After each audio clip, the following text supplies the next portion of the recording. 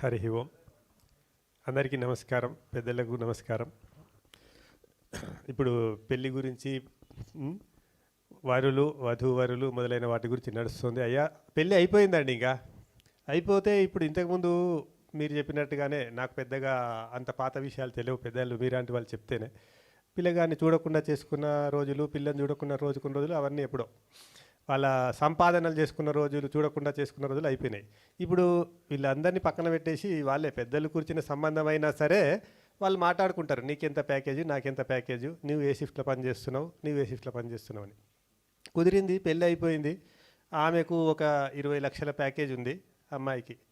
ఈయనకు కొంచెం అంతకంటే ఎక్కువ ఉంటే తప్ప చేసుకోదు ఆమె.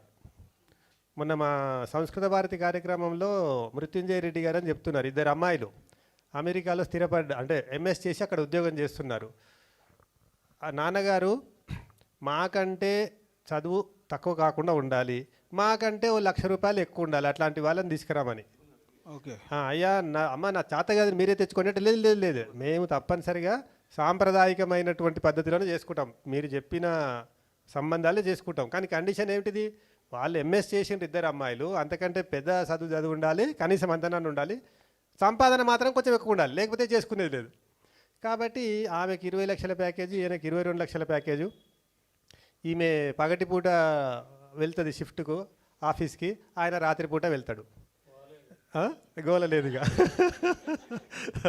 ఇంకా ఉన్న పెద్దవాళ్ళు ఆ ఇంటికి కుక్క కావాలి కూర్చోవాలి. వాళ్ళ సంసారం ఎలా ఉంది దాన్ని కొంచెం మీరు వర్ణించండి అయ్యా. ఇంక వర్ణించడానికి ఏముంది, అంతే. వాళ్ళు కొత్తగా పెళ్ళయింది, ఆయనకి 20 లక్షలు, ఆవిడకి 22 లక్షలు, అలా ప్యాకేజీలు. ఆ సంసారం ఎలా ఉంది? కొత్త కాపురం కోటి ఆశల గోపురం, కొత్త కాపురం కోటి ఆశల గోపురం, హైటెక్ ఉద్యోగాల పుణ్యం అని అతను పగలు, ఆవిడ రాత్రి ఉద్యోగాలకి. వృధాగా ఆవిడ నగలు వగలు, మధ్యలో అసమ్మతి సెగలు.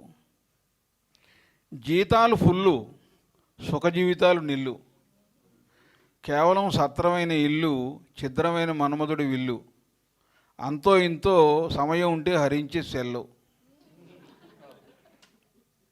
వారం అంతా బిజీలో ఇద్దరికిద్దరే, వారం అంతా బిజీలో ఇద్దరికిద్దరే, శని ఆదివారాలు వస్తే ఇద్దరికి నిద్దరే. అయినా కాలం ఒకలాగా ఉండదుగా, వాళ్ళ జీవితాల్లోనూ ఆనందాన్ని నింపింది. ఈ సంవత్సరం ఉత్తమ కుటుంబ నియంత్రణ జంటగా అవార్డుల పంట. అది బాగుందండి.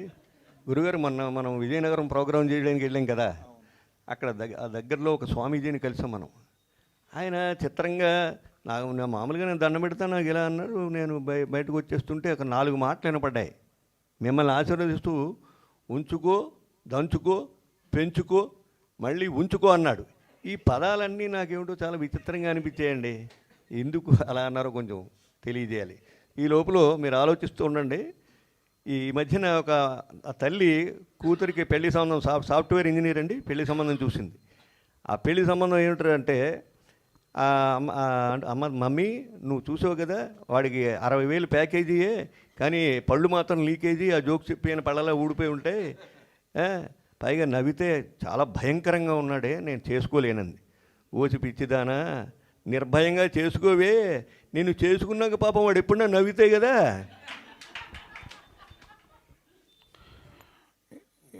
పదాలు ఏమిటి? అవును, ఉంచుకో, దంచుకో, పెంచుకో, మళ్ళీ ఉంచుకో. అంటే మహాత్ముల మాటలకి అర్థాలు వేరే ఉంటాయండి. ఆయన చెప్పింది ఏంటంటే, ప్రతివాడు జీవితంలో పైకొచ్చిన ప్రతివాడు మాతృసేవాపరాయణుడే పైకొస్తాడు, మాతృభక్తి ఉన్నటువంటి వాడు. అందువల్ల అమ్మవారి దయ ఉండాలి. అందువల్ల ఆయన అన్నది ఏంటంటే, మొదటి ఉంచుకో అన్నదానికి, అమ్మను బ్రహ్మ కొమ్మను మదిలోన ఉంచుకో, అమ్మను బ్రహ్మ కొమ్మను మదిలోన ఉంచుకో,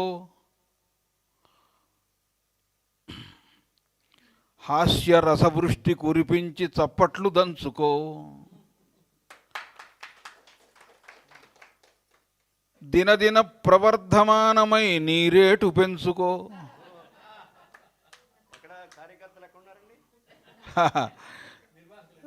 దినదిన ప్రవర్ధమానమై నీ రేటు పెంచుకో.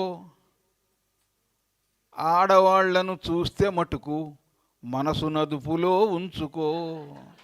అంటే అవధానులకి ఆడవాళ్ళ గండం ఉంటుందండి, చరిత్ర చెప్తున్న సత్యం అది.